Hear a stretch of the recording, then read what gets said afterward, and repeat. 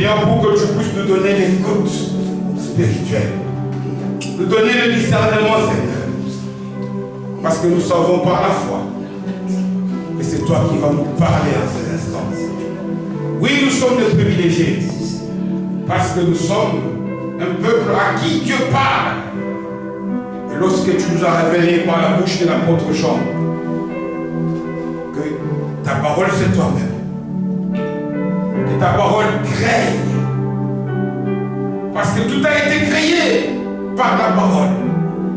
Et tu dis même que tout ce qui est mort en nous, ta parole est ressuscite. Alors nous sommes dans la joie, Seigneur, de pouvoir en ces instants, Seigneur, tendre nos oreilles spirituelles vers toi. Voilà pourquoi nous avons voulu, Seigneur, que par les paroles de ce chant, ton esprit nous prenne, nous captive, nous possède, et fasse de nous comme il avait fait de l'apôtre Paul, esclave de Jésus, esclave de la parole, sans aucune distraction. Que rien, mon Dieu, mon roi, que rien ne puisse, Seigneur, perturber, Seigneur, l'écoute de tes enfants à ta parole. Nous soumettons ce temps à l'obéissance totale du Saint-Esprit. Jésus règne, Jésus sort au compte de toutes choses, et que la gloire, les cris de joie et l'amour et la consécration sont.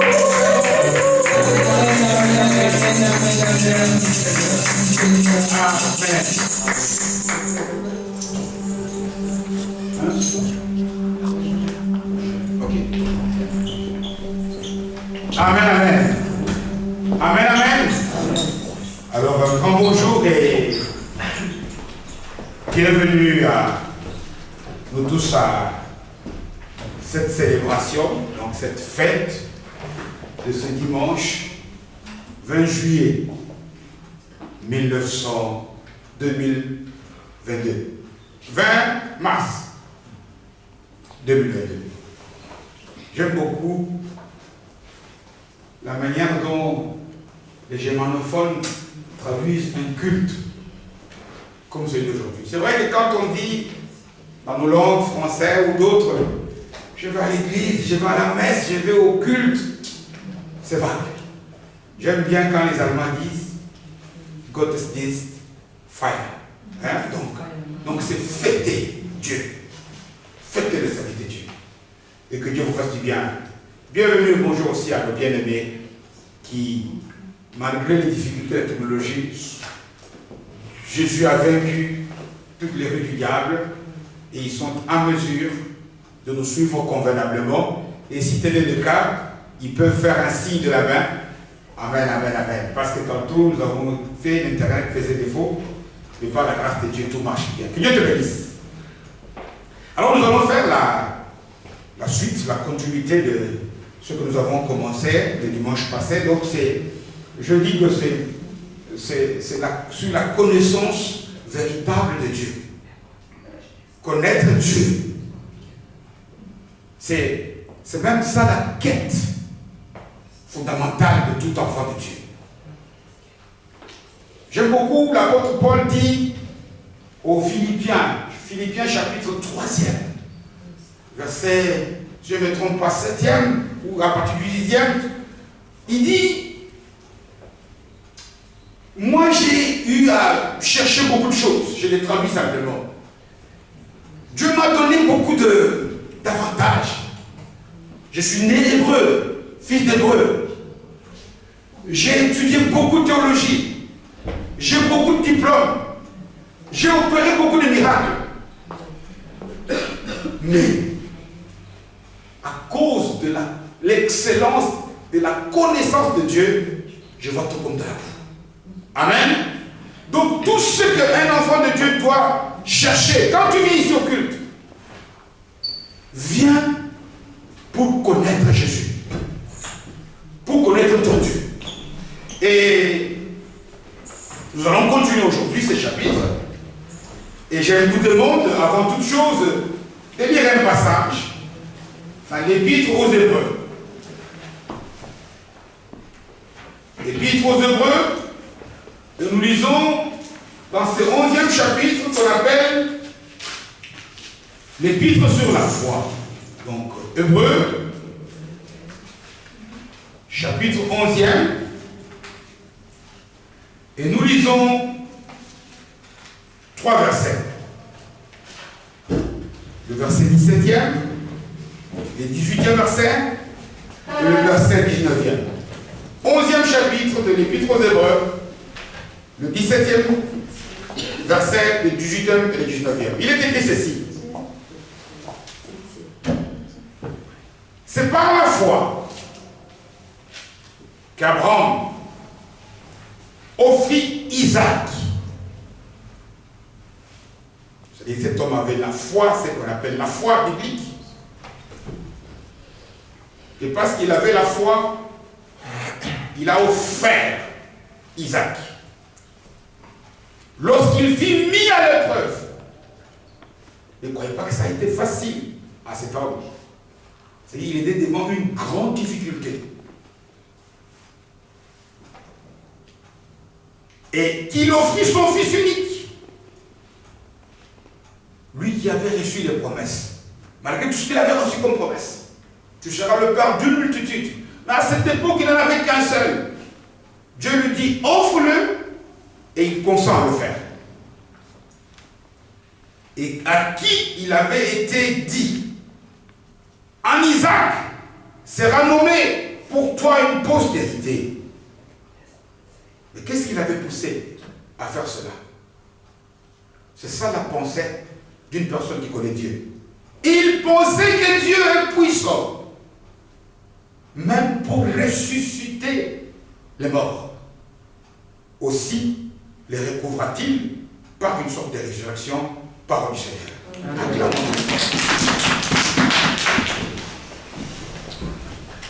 Je dis bien que nous voulons apprendre à connaître Dieu. Si moi et toi, si l'Église souffre, si le monde même souffre, s'il y a des guerres, s'il y a des catastrophes, si les gens sont à la recherche de beaucoup de choses et qui n'ont pas, mais c'est parce qu'ils ne connaissent pas Dieu. Amen. Parce que nous, quelqu'un qui connaît Dieu, parce que quand on dit qu'Abraham pensait que Dieu, malgré tout ce qu'il m'a fait comme promesse, lui qui m'a dit que je serai le père d'une multitude, lui qui a dit qu'il me fera beaucoup de bien, qui va même s'occuper de mes ennemis, s'il me dit d'offrir Isaac, je l'offre. Parce que Dieu est capable de tout. Amen. C'est ça, en résumé, l'exemple d'une personne qui connaît Dieu. Vous savez, de cet homme, on peut raconter beaucoup de choses. On peut faire sur la vie de cet homme, Abraham, une infinité de prédications. Tellement il y a des leçons à prendre. Tellement il y a des choses que la vie de cet homme peut nous apprendre. Parce que cet homme, par exemple, c'est de qui que nous pouvons réellement comprendre l'exemple de ce qu'est la grâce. La grâce de Dieu. Parce qu'on dit que cet homme vivait chez les païens. Il vivait loin de Dieu. Mais un jour, Dieu l'appela. C'est ça la grâce. La grâce, ce n'est pas que tout est gratuit. Non, c'est faux. Ce n'est pas ça. La grâce, c'est l'expression de l'amour de Dieu envers les hommes. Voilà la définition biblique de la grâce. Voilà pourquoi on dit que la grâce, c'est Jésus. Parce que Jésus lui-même est l'exemple de l'amour que Dieu a envers nous. Or, lorsque tu veux exprimer l'amour envers quelqu'un, il n'y a pas de prix. Il ne paye pas. Et il n'a aucun mérite.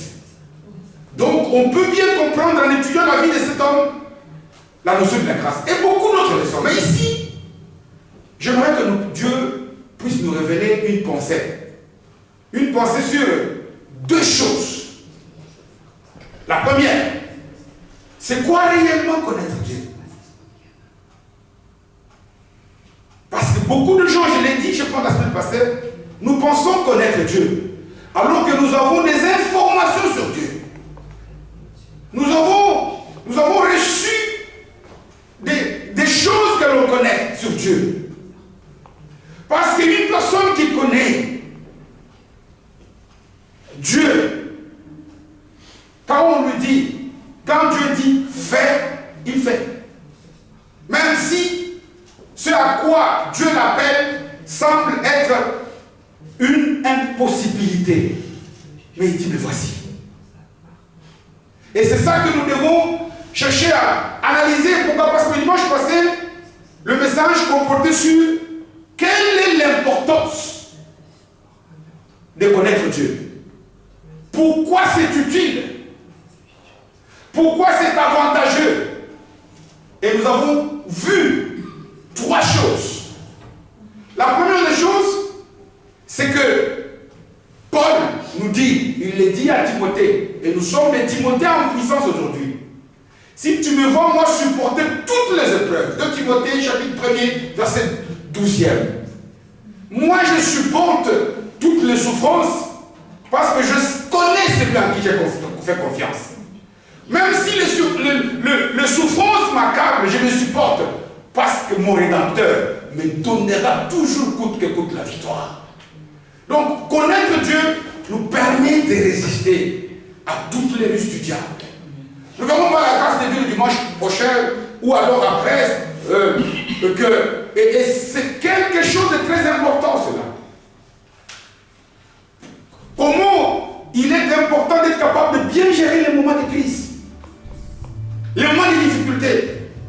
Il est important, il n'y a que ceux qui bravent l'épreuve, ceux qui savent gérer les crises, ce sont ceux-là qui remportent la coupe. Amen. Amen. Amen. Parce que les crises, il y en a et il y en aura toujours. Et on a toujours besoin d'avoir des choses. On a toujours besoin d'avoir de la victoire. Or, c'est au moment des crises que l'ennemi s'élève contre nous. Il est dit lors de la tentation du Christ, quoi? C'est lorsqu'il avait jeûné pendant 40 jours, et qu'il avait faim, et qu'il avait soif, que tout d'un coup l'ennemi est venu. Or, la fin des choses, nous l'avons et nous l'aurons. Et Jésus a vaincu parce que Jésus a su gérer ces moments-là. Amen. Pour braver les crises, pour espérer avoir la coupe, comme Paul, la seule chose, l'unique chose, c'est supporter l'insupportable. C'est être capable de sortir vainqueur lorsque la difficulté frappe à notre porte. Amen. Amen. Et ça, c'est le rôle, ça, c'est l'important, ça, c'est très important. Imaginez-vous à ce moment, tu traverses la vallée de l'ombre de la mort. La seule chose qui peut t'aider, c'est la droite du Père. C'est lorsque tu connais ce Dieu-là. Lorsque, comme je dis, tu sais que ton Père est riche. Tu sais que lui, quand il va venir, même si c'est la facture des milliards, il va payer. Tu ne trembles pas. Tu ne manques pas de courage. D'ailleurs, on peut te voir en train de rigoler. Parce que tu sais, tu connais en qui tu as fait confiance. Amen. Deuxième chose, que l'importance de bien connaître Dieu, c'est parce que ça nous pousse à la crainte de l'Éternel. À sa crainte. Et ici aussi, je dois signaler cette difficulté. Beaucoup de gens nous confondons la crainte avec la peur. Surtout quand on parle de Dieu.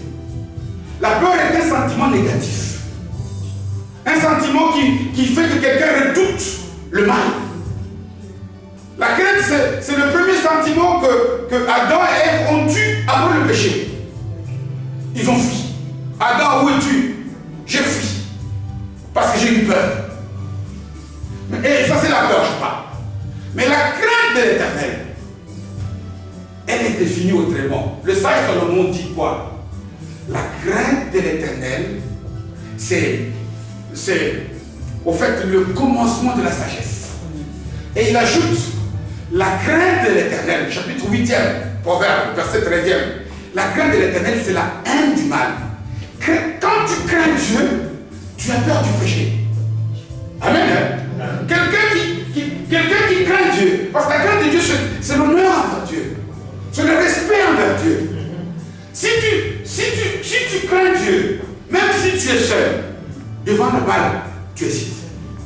Parce que tu dis que je suis peut-être physiquement seul, mais Dieu ne t'affecte pas. Amen. Hein? Donc quand tu connais Dieu, tu vas le respecter. Tu vas l'honorer. Et puis, troisièmement, nous avons dit, très important, on peut ne pas retenir des choses du message des dimanches passés, mais retenir ces trois choses. C'est important pour être résistant, pour savoir gérer les crises, les difficultés. C'est aussi important pour manifester la crainte de Dieu qui me donne le début de la sagesse. Et la sagesse me rend tout ce que je veux, mais aussi c'est ça, quand on connaît Dieu, qu'on peut bien le servir. Amen. Tu ne peux pas bien travailler pour quelqu'un que tu ne connais pas. Quand on connaît Dieu, on va le servir. Mais vous savez, dans la vie, quelque chose peut être important. Quelqu'un peut être important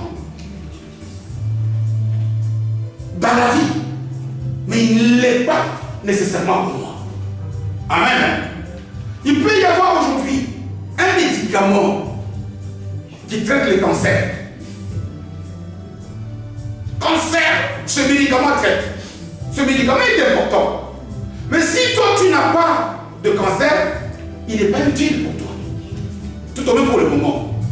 Voilà pourquoi aujourd'hui, dans le message, on ajoute quels sont alors les bénéfices pour moi de la bonne connaissance de Dieu. Quels sont les bénéfices? Vous savez, ici il est écrit, lorsque nous lisons dans Genèse 22, ici, parce que cet homme a craint Dieu, cet homme connaissait Dieu. Quand nous lisons le chapitre 22e, le jour où il a levé la main pour sacrifier son fils unique, Isaac, comme Dieu lui avait demandé, on a remarqué, l'ange de l'Éternel lui dit, nous avons vu que tu crains Dieu, alors toi tu seras béni et toute ta postérité sera aussi bénie. En d'autres termes, les bénéfices de Dieu, de la connaissance de Dieu, par rapport à moi-même et par rapport à mon entourage. Amen. En quoi? Quels sont les privilèges que moi-même personnellement? Dieu est important, oui, mais il est pour les chrétiens. Quelqu'un qui ne croit pas, il peut voir, tiens, moi je n'ai pas besoin. Moi, lorsque j'ai des difficultés, je vais aller me renfermer derrière, par exemple, tel ou tel moyen. Mais nous, enfants de Dieu, en plus du fait que c'est important de connaître Dieu, mais nous voulons en savoir les bénéfices pour nous-mêmes et pour notre entourage. Quelle en est l'utilité? En quoi c'est utile pour moi? En quoi, moi-même personnellement, je dois chercher à marcher avec Dieu?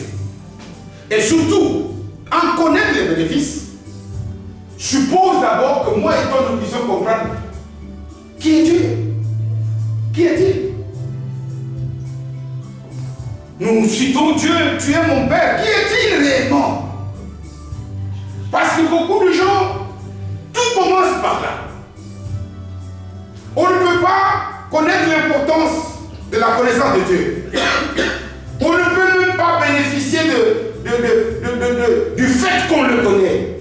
Si réellement, nous ne savons pas c'est quoi la connaissance de Dieu. Qui est Dieu par rapport à moi?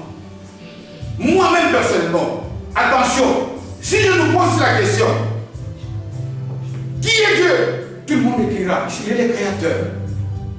Il est celui qui m'a sauvé. Il est celui qui m'aime. Tout ce qu'on va dire là est exact. Mais ça, ce sont les informations que toi, tu as reçues par rapport à Dieu. Ça, ce sont les informations. Beaucoup de gens peuvent me voir au loin. On me demande qui est le pasteur Adam. Ils diront des choses, des collègues. Mais si je reprends l'exemple, par exemple, du frère Aaron, lui, personne ne l'a dit, mais il me connaît. Et c'est différent. Il me connaît autrement. En dehors des informations, quelqu'un peut donner une fausse information. Non. Là, toi, tu ne connais pas papa.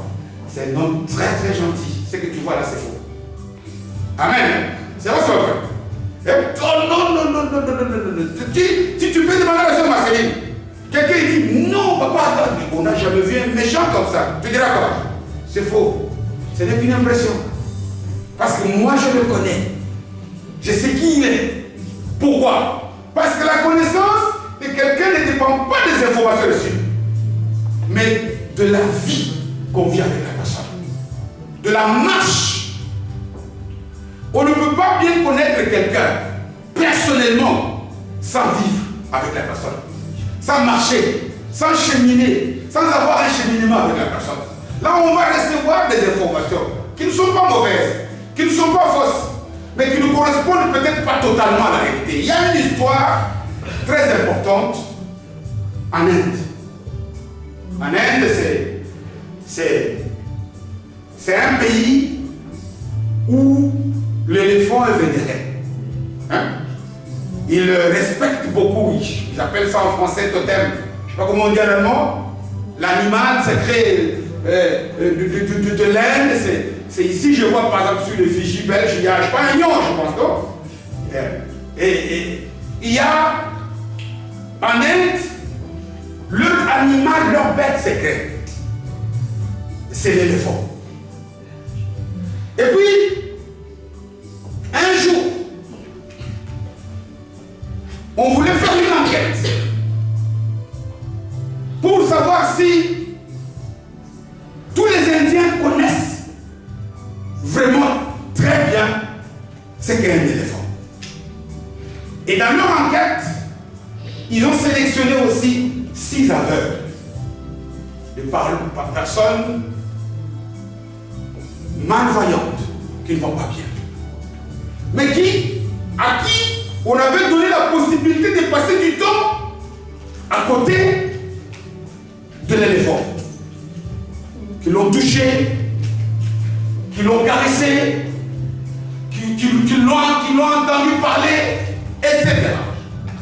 Et puis après un certain temps, les enquêteurs appellent les 6 aveugles. Et ils posent la même question à chacun d'entre eux. C'est qui un éléphant pour toi? À quoi l'éléphant ressemble? Quelle est la forme d'un éléphant? La personne qui avait touché le ventre, il dit, l'éléphant ressemble à un gros ballon rond. Est-ce qu'il a menti? Non. Mais il définit tout simplement une partie de l'éléphant. La partie avec laquelle il a été en contact. On touche, on demande à l'autre aveugle, celui qui avait touché la queue. Il dit oui, l'éléphant, moi je connais. Lui il dit n'importe quoi. L'éléphant c'est comme un serpent. C'est un peu fin et c'est long. Pourquoi? Est-ce que ce qu'il dit est faux? Non. Mais c'est vrai, ce n'est vrai qu'en partie. Etc. etc. Au fait, les 6 personnes ont décrit un éléphant par rapport à la partie de cet animal avec lequel il était entré en contact. C'était vrai en partie, mais ce n'était pas ça l'éléphant. C'est la même chose avec l'église aujourd'hui. Nous aussi, personne ne voit Dieu. Nous sommes, pour nous physiquement, nous chrétiens d'aujourd'hui, nous sommes comme ces personnes aveugles, parce que personne ne peut dire que physiquement elle est avec Dieu. Mais c'est par rapport aux expériences. Dieu m'a guéri de la maladie. Pour cela, Dieu c'est celui qui guérit. Dieu guérit, mais Dieu n'est pas seulement celui qui guérit, parce que Dieu est plus que ça, parce que les médecins guérissent aussi. Pour d'autres personnes, Dieu c'est celui qui combat pour moi. Pour d'autres personnes, Dieu, la plupart des gens, et nous l'avons vu lors du message de la semaine passée, les gens ont raté les 10 tribus, nombre 13, 10 tribus ont raté et sont morts dans le désert, tout simplement pourquoi? Parce qu'ils avaient une fausse image de Dieu. Pour eux, Dieu pouvait leur promettre des choses. Et des choses étaient vraies. Ils sont allés, ils ont palpé. Mais Dieu pour eux, parce qu'ils n'ont pas encore vu cela, était incapable de vaincre les géants. Voilà ce qu'est l'Église aujourd'hui. L'Église connaît Dieu, mais en partie, par rapport à ce qui l'intéresse, c'est Dieu. Moi, c'est Dieu, ce que je veux, c'est tel problème trouve la solution. Alors pour lui, il regarde. Quand Dieu n'agit pas dans ce sens-là, Dieu n'est pas vrai. Non. Dieu est vrai. Mais Dieu est vrai pour que tu puisses savoir même dans le sens où toi tu penses qu'il n'agit pas, il est capable de le faire. Mais tu ne peux le faire que quand tu le connais. Donc, en d'autres termes, Dieu, on le connaît que quand on marche avec lui. Connaître Dieu, ce sont les expériences lorsque nous restons en contact avec Dieu souvent. Rester en contact avec Dieu souvent, c'est quoi? C'est méditer la parole. Méditer la parole, c'est prier. C'est faire des choses qui te donnent des informations sur Dieu. Regarde un peu le nombre de temps que tu passes en intimité avec Dieu. Tu verras quel niveau de connaissance tu as encore de Dieu. Or, connaître Dieu partiellement peut nous causer beaucoup de tort. Il nous cause beaucoup de tort. Amen. Amen. Dieu, on le connaît un peu, c'est comme le code de la route. Quand on rentre ici, quelqu'un est au volant de la voiture, celui qui n'a jamais conduit, il voit parfois la personne s'arrêter. Il peut dire, pourquoi tu t'arrêtes? Pourquoi? Parce que lui, il a déjà vu un panneau qui lui montre là, stop. Là, avance. Connaître Dieu, c'est connaître quelqu'un, c'est connaître ses goûts. Connaître ce qu'il aime et ce qu'il n'aime pas. Connaître, maintenant si je fais ça, ça va être juste ton cœur. Connaître Dieu, c'est savoir, sans le voir, un comprendre pour les côtes, que lorsque, par exemple, le feu est vert, il y a beaucoup de feu ici.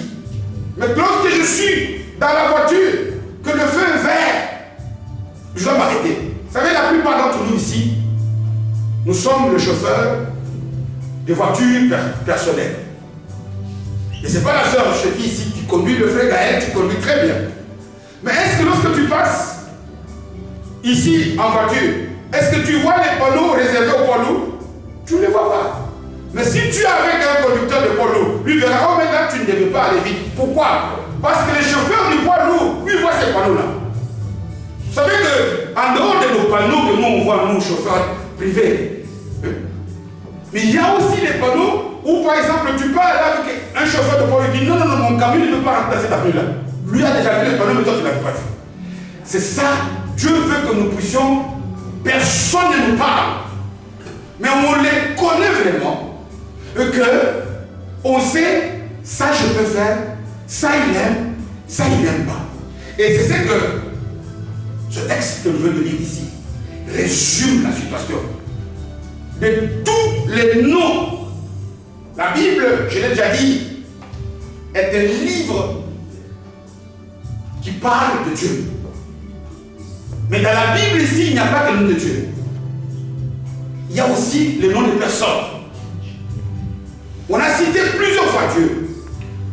Parce que, comme la Bible concerne Dieu, le nom le plus cité est celui de Dieu. Quand tu vois quelqu'un qui vient chez toi, j'ai déjà donné l'exemple, qui débarque, paf. Et puis, remarque le mot qui ressort le plus de sa bouche. C'est ça la question. Laisse quelqu'un parler. Parle. Laisse-le. Non, mais parle. Le mot qui sort le plus de sa bouche, c'est la raison pour laquelle il est venu chez toi. Si tu vois quelqu'un qui parle, par exemple, oh, mais aujourd'hui, les gens ont l'affaire. Pourquoi le monde, il a fait comme ça? C'est qu'il a fait la bouche. La même chose aussi, que quand tu vois, si la Bible est réellement un livre qui nous décrit Dieu, Dieu, éternel, Seigneur, c'est le même nom le plus cité. Mais de tous les autres noms, en dehors du nom de Dieu, le nom le plus cité, c'est qui? C'est lui d'Abraham. C'est pour nous montrer, alors qu'il y avait de Moïse, cet homme n'a pas fait des miracles, en tout cas la Bible ne nous en parle pas. Cet homme n'a pas ressuscité de mort. Cet homme n'a pas marché sur les eaux comme le Pierre. Cet homme n'a pas fait beaucoup de miracles. Mais l'importance de Abraham fait que on qualifie Abraham d'être le père des croyants. Amen. Amen. Quelle importance c'est utile de suivre l'exemple de cet homme qui lui aussi, comme je l'ai dit, dans le mal où il vit, dans le péché même de Dieu, Dieu l'appelle, Dieu lui fait grâce et Dieu lui promet que toi, je vais te donner la suprématie sur les nations. Je veux, moi, non seulement te faire du bien, mais faire du bien aussi à même à ta descendance. Dieu lui dit, dans Genèse 12, il dit que moi-même d'ailleurs, ceux qui vont te vouloir le mal, ceux qui vont te maudire, laisse-moi, je vais m'en occuper d'eux. Amen. Toi, garde silence. Et cet homme, entre le jour où Dieu lui a fait cette promesse, Genèse 12e, et le jour que nous venons de lire ici, dans Hébreu, ou alors dans Genèse 22, il y a eu des années. Il y a eu beaucoup d'années. Et c'est pendant ces années-là, c'est la manière dont cet homme a su gérer la promesse ou les promesses que Dieu lui a données. Malgré ses erreurs, malgré ses qualités, Dieu ne nous appelle pas. Dieu sait que dans la chair où nous sommes ici, nous sommes enclins, à raconter des difficultés, mais parfois aussi même à trébucher devant les difficultés. Mais j'ai déjà dit, Dieu dit, quand le juste tombe, il fait quoi? Il se relève. Amen. Il se relève, il se met debout. Il ne reste pas dans la chute. Lorsque c'est arrivé à un enfant de Dieu de trébucher, il revient vers le Père, qui lui tend le maître, lui dit, venez à moi, vous tous qui êtes fatigués et chargés. Venez poser vos fardeaux, venez poser vos difficultés vers moi. Parce que la seule personne, la seule solution à vos problèmes, c'est moi qui la possède. Voilà pourquoi je peux énumérer des tas d'erreurs que cet homme a faites. Mais ce cheminement-là a rendu cet homme capable de comprendre que quand Dieu dit, rien n'est impossible à Dieu. Amen. Pourquoi? Parce que quand Dieu l'appelle, je donne un exemple, en allant un peu très vite, Dieu lui dit, quitte ton pays, quitte ta nation, quitte la maison de ton père, va à Canaan. Quand cet homme quitte, je survole, parce que j'ai dit qu'il y a des richesses à vivre. Le jour où il arrive dans Canaan, il trouve que dans cette contrée, alors que c'est Dieu qui lui avait dit, je vais te donner ce pays. Quand il arrive, il trouve qu'il y a la famille là-bas. Combien de fois parfois, moi et toi, on espère que quand je vais à l'église, quand je prie, quand je prêche, quand je suis pasteur, je n'aurai pas de difficulté. Non! Je dirais, tant que nous vivons dans ce monde, nous serons toujours exposés à la difficulté. Mais ce qui va faire la différence entre un enfant de Dieu qui connaît Dieu et un autre qui va faire que ses bénédictions attendent, c'est la manière dont tu gères. Je donne un exemple, par exemple. Dieu lui dit quitte. Dieu lui dit, je vais te donner, parce qu'à l'époque, il est marié, il n'a même pas d'enfant. Et il avait 55 ans, 75 ans qu'il avait déjà. Dieu lui dit, pars, vas-y. Il arrive à Canaan. Il trouve qu'il y avait une famine. Au lieu d'attendre là-bas, il quitte, il va en Égypte. Ceux qui lisent la Bible, ils savent qu'en Égypte, il a failli perdre sa femme. Parce que c'est le pharaon lui-même qui était considéré en Égypte comme un dieu qui a failli prendre sa femme. Mais Dieu ne laisse pas tomber. Pourquoi? Parce que Dieu lui avait dit, va à Canaan. Quand Dieu te dit, va à Canaan, ne te pose pas de questions.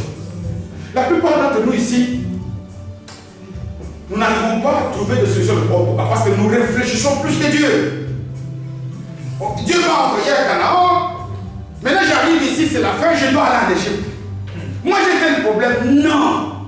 Il faut suivre ce que Dieu a dit. Quand Dieu t'a dit, livre-moi Isaac. Ne te pose pas de questions. Mais il m'avait dit, mais j'ai déjà plus de 100 ans. Mais ça c'est pas ton problème. C'est lorsqu'il a osé. Parce que Dieu qui te dit de faire des choses, Dieu connaît le passé, Dieu connaît le présent et Dieu connaît l'avenir. Mais moi et toi, on a quelques bribes souvenirs du passé. On a quelques connaissances du présent. Et l'avenir, on l'ignore, on la suppose. Comment est-ce que nous pouvons penser connaître mieux les choses comme Dieu? Il est parti. Il a trouvé la famille, il est parti. Dieu lui a toujours manifesté la grâce. Et voilà qu'il est revenu. En revenant, il a attendu. Les dimanches passés, nous avons rigolé sur des tas de choses. Même la veille, ou l'année précédente, l'année où il devait avoir la descendance, on nous dit que quand les 3 hommes sont venus pour lui annoncer qu'il aura l'année prochaine un enfant, sa femme vient de nous rigoler. Et même lui-même, il a ironisé. Pourquoi? Parce que Paul nous révèle dans Romains, chapitre 4, à partir du verset 18e, il nous dit que, il dit, comment est-il possible qu'un homme de mon âge puisse avoir des enfants? Ça c'est la mentalité des scientifiques, les hommes du monde de la modernité. Voilà pourquoi j'ai dit ceci. Cet homme est arrivé à bien connaître Dieu, parce qu'il a vécu. Parfois Dieu nous fait traverser de longs temps de désert pour nous pousser à bien les connaître. Amen. Pourquoi? Parce que tu sais, quand je dis, je dois avoir un micro, et je l'ai. Quand est-ce que j'aurai besoin de Dieu? C'est lorsque nous sommes confrontés parfois à certaines épreuves, même qui se répètent alors que nous sommes enfants de Dieu. Qu'un jour, lorsque Dieu agit, tu dis comme Job, ah, mon oreille avait entendu de ce que tu fais, mes yeux ont vu, mes yeux ont vu. Amen. Amen. Nous devons faire, ce sont les expériences. Et le jour où Dieu agit, on lui donne toujours raison. On lui donne toujours raison. Savez-vous que tout ce qui a de la valeur, si tu veux ramasser un papier mouchoir, tu poses la question ici. Qui a un papier mouchoir? Tout le monde ici. Ah, la seule grâce. Amen. C'est tout pour toi. Tu sais pourquoi? Parce que le papier mouchoir n'a pas trop de valeur. Mais si je dis ici, qui peut me donner 100 €? Combien de fois se lever ici? Qui peut me donner 100 €? Très peu de mains. Parce que 100 € ont de la valeur. Amen. Tout ce qu'on reçoit avec peine, amen, aura beaucoup de valeur. Aura beaucoup de valeur. Voilà pourquoi même quand tu vas dans nos marchés, dans des supermarchés ici, tu vas y trouver de la farine, des fromages, tu vas y trouver des biscuits, des chocolats, mais tu ne vas pas y trouver de l'or. Pourquoi? Parce que l'or a de l'argent. Même par rapport aux objets de valeur ici, tu ne vas pas y trouver des vêtements de grand luxe, des grands couturiers chez Deleuze ou chez Aldi. Tu dois aller dans des boutiques sur la place Vendôme à Paris, où lorsque tu arrives là-bas, tout le monde sait que tu as de l'argent. Attention, pour avoir quelque chose qui a de la valeur, il faut fournir des efforts.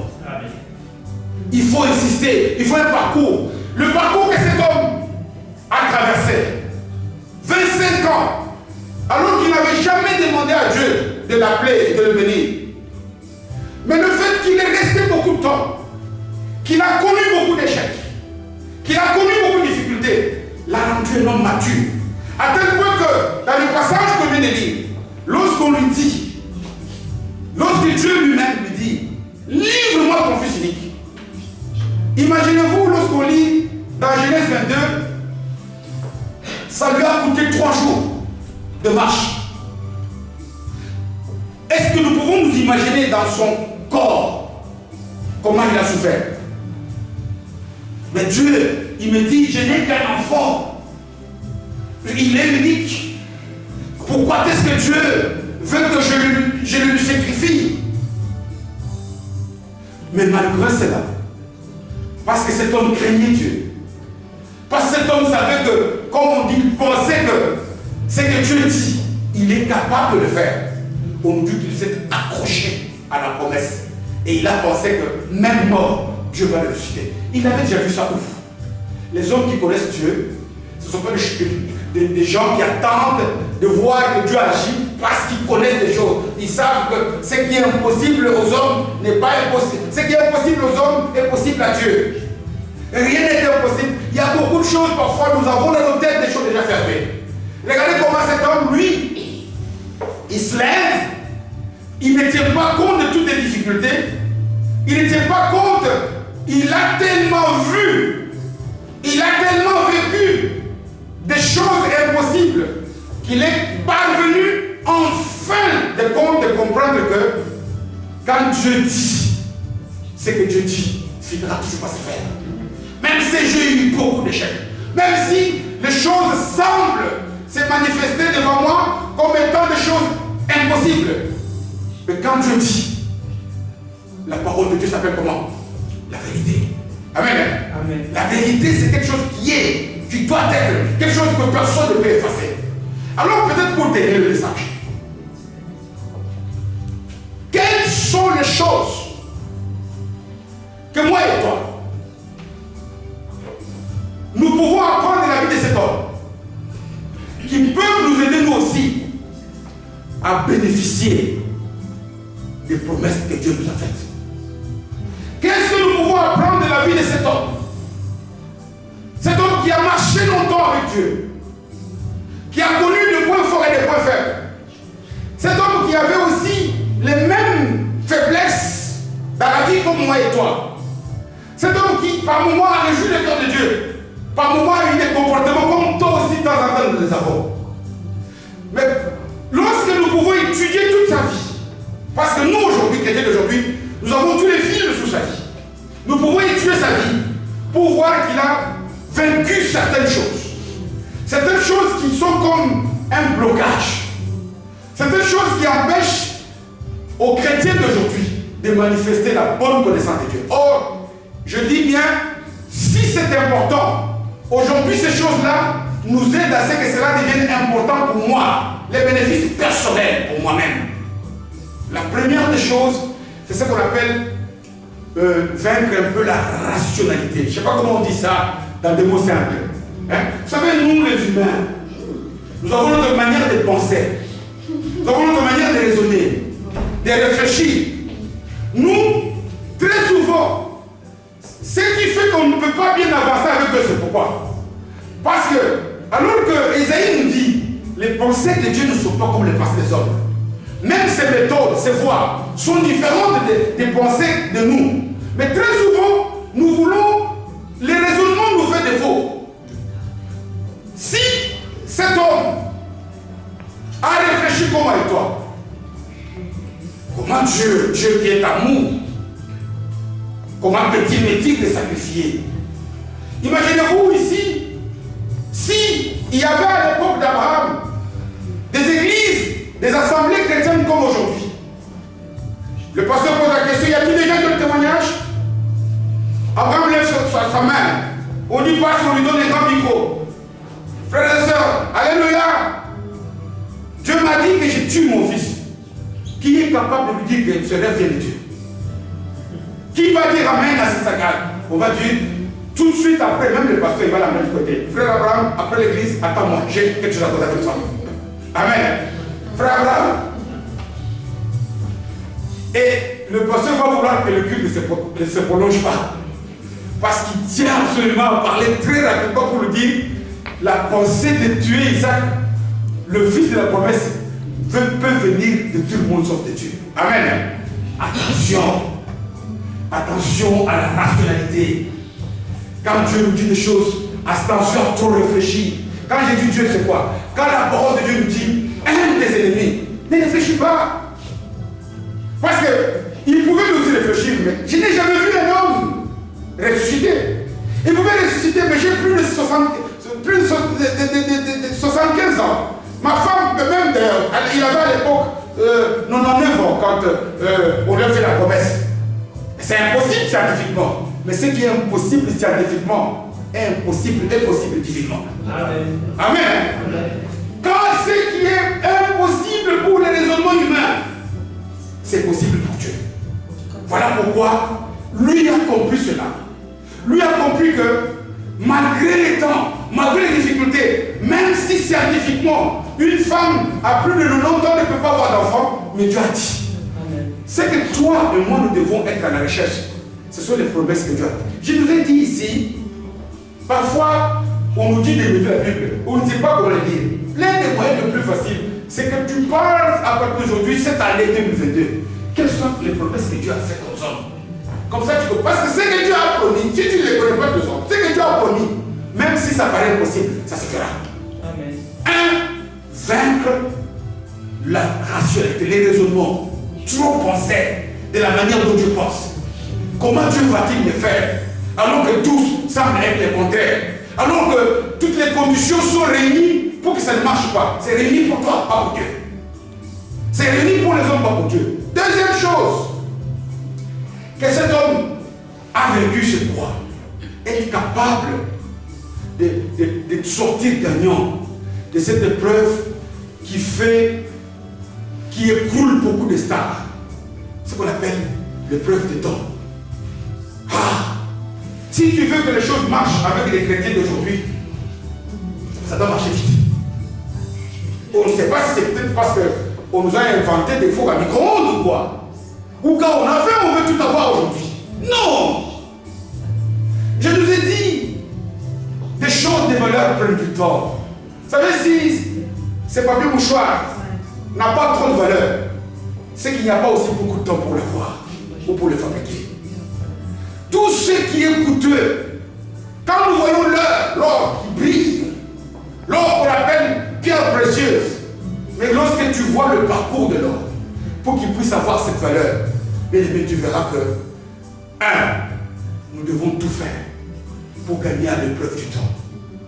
Pour gagner, pour résister. Voilà même parmi les manifestations du fruit de l'esprit, aussi de la patience. Patienter, je vous ai dit, ce n'est pas attendre longtemps, non. Même l'impatient, il attend longtemps. L'impatient, il attend longtemps en pleurant et en disant que Dieu n'agit pas, en murmurant. Patienter selon Dieu, c'est quoi? C'est dire, le moment que Dieu a choisi, c'est toujours le meilleur moment. Parce que c'est lui le maître des temps et des circonstances. Je vous ai dit ici, aujourd'hui, je ne sais pas, cette semaine, c'est le frère Aaron qui a la trappe parce que le plus petit à l'église. Si je prends aujourd'hui, je donne à ce frère Aaron 100 000 euros. Je suis sûr et certain ici que beaucoup d'entre vous ici vont en profiter parce que lui, il aura besoin peut-être que de 10 euros seulement. Pourquoi? Parce que lui ne connaît pas pour la valeur des 100 000 euros. La seule grâce qui est derrière ce jour-là, il va dire, frère Aaron,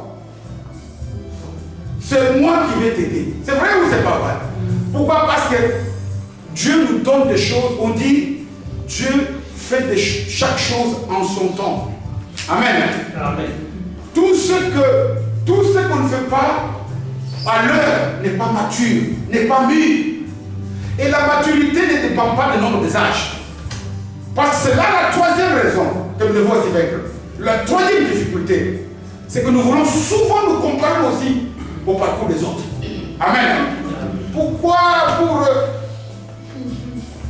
le frère Gaël, lui a fait seulement comme ça a marché. Ça c'est le frère Gaël, toi tu n'es pas Gaël. Toi tu as ton nom. En d'autres termes, ce que je suis en train de nous dire, c'est quoi? C'est que faisons attention à ce que nous entendons des autres. Entendre, ce n'est pas que des voix. Les messages que les autres nous envoient. Je nous ai donné cet exemple de cet homme. S'il avait osé donner ce témoignage, même son pasteur allait lui dire non. Frère Abraham, tout sauf ça.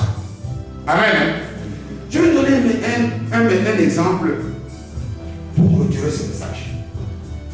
C'est un pasteur haïtien. Parce que 3 choses à retenir, s'il vous plaît. La première des choses, attention à tout réfléchir humainement dans les choses de Dieu.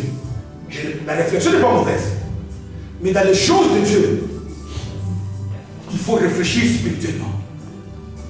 Dans les choses du monde, il faut réfléchir.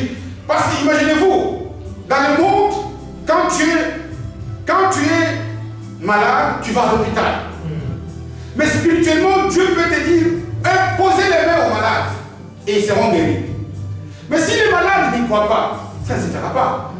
Mais alors que scientifiquement c'est impossible, mais spirituellement c'est possible. Deuxième chose, attention à l'épreuve du temps. Chaque chose a son temps. Chaque chose a sa saison et sa période. Et troisièmement, attention aux informations que nous tirons à gauche à droite, même venant du pasteur. Un pasteur, le médecin qui t'a dit tel cancer est incurable, ça c'est le médecin qui a dit. Est-ce que le médecin est ton Dieu? Non. Mon Dieu, moi je sais qu'il est capable de rendre l'impossible possible. Alors pour clôturer en conclusion, je vous donne, c'est un pasteur haïtien. Il a en Haïti, il a son assemblée d'une cinquantaine de personnes. Et puis comme c'est toujours la mode, Haïti c'est une île non loin des États-Unis. Beaucoup d'Haïtiens, c'est un peu comme pour nous ici par exemple avec la Hollande ou l'Allemagne. C'est très facile. Même lorsque les frontières étaient fermées, traverser aller de l'autre côté était facile. C'est aussi très facile pour les Haïtiens d'aller aux États-Unis. Beaucoup de gens partent. Et il apprend qu'il y a quelques pasteurs haïtiens qui sont arrivés parce que Haïti c'est non loin de Miami, le sud des États-Unis. Hein? Alors il apprend que beaucoup partent et beaucoup ont gagné des assemblées mastodontes avec 1000 personnes, 2000 personnes. Il laisse son assemblée. Il gagne aux États-Unis. Arrivé aux États-Unis, ce qui marchait même pour les païens, pour lui ça ne marche pas. Amen. D'abord, rien que d'avoir les papiers d'identité, de séjour, ça a été. Il voit même des gens. Il dit, mais comment peut-il passer son interview? Il a des papiers, nous tous ici on a vu ces gens. C'est ça la chose, n'est-ce pas? Quand on était en Allemagne, c'est moi lui ici. Il a été reconnu, il a le statut de réfugié. Mais moi, je parle bien français, je suis ceci, j'ai toutes les preuves. Attends l'état de Dieu. Amen. Amen. Le monsieur a souffert. Il a souffert. Jusqu'à ce qu'il y a une voix qui vient d'Haïti. Une personne qui lui dit, pasteur tel, peux-tu revenir ici dans ton village? Il demande conseil, les autres lui disent, non, ça ne sert à rien. Comment tu peux quitter? Les États-Unis sont déjà là. Les papiers, nous tous on a attendu. Attends. Il a demandé, il a prié et Dieu l'a convaincu de retourner. Mais si vous allez aujourd'hui en Haïti, il est celui qui a l'assemblée la plus grande. Lui, pour faire des séminaires, il n'y a pas de salle en Haïti. Il construit des stades. Pourquoi? Parce que là où Dieu le voulait, lui, c'est en Haïti. Amen. Que chacun se contente de ce que Dieu lui a donné. Que chacun puisse comprendre que Dieu ne nous gère pas en groupe. Dieu nous gère individuellement. Devant Dieu, nous sommes un exemplaire unique. Devant Dieu, il n'y a pas de groupe. Dieu peut venir ici. C'est si nous tous, nous avons la même relation qui va nous prendre nous tous. Voilà pourquoi même au jour de l'enlèvement, on dit qu'il y aura deux personnes dans le champ. Et il va prendre l'un et laisser l'autre. Le champ là, ça peut être l'assemblée, l'église. Dieu ne va pas prendre cette église parce que ça peut être nouvelle. Jésus, lors de l'enlèvement, il ne saisira que ceux qui le connaissent et le connaissent véritablement. Amen. Amen. Ceux-là, ceux qui, quand Dieu a dit, quel que soit le tort, quelle que soit la difficulté, ils sont résistants. Que Dieu bénisse sa parole.